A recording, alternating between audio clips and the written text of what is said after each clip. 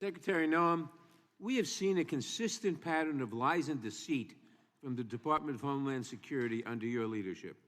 I'm not just talking about the false claims that you and others at DHS have spread in attempting to smear Alex Preddy, Renee Good, and other victims of ISIS deadly tactics, all of which are well known.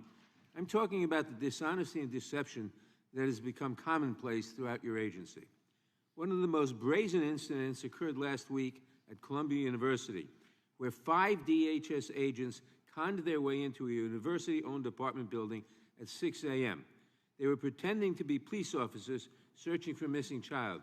But this was nothing more than a ruse to gain access to the apartment of a student originally from Azerbaijan, Eli Agayeva, a senior studying neuroscience and politics.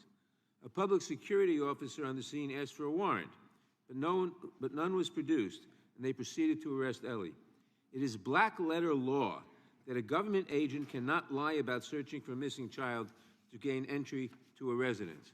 It's literally the example they give in the criminal procedure textbook.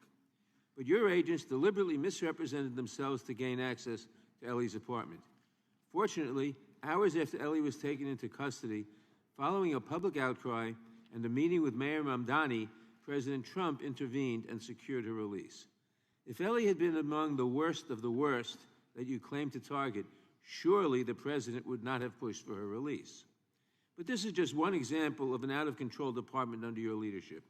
My own office was the victim of your agents' deceptive tactics last year, when DHS agents entered my office under false pretenses, claiming that my staff was, quote, harboring rioters, when video clearly showed this was not the case.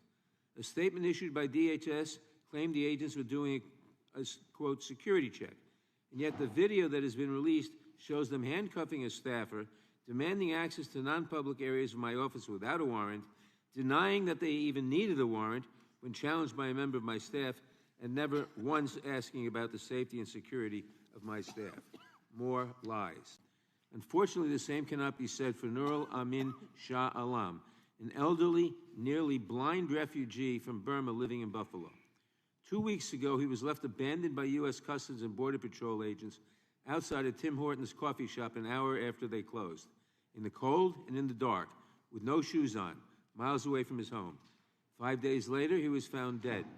Mr. Shah Alam escaped the genocide in his home country just to die here because Border Patrol could not be bothered to take him home or to tell his family where they had released him. When the story came out in the press, DHS claimed that they had dropped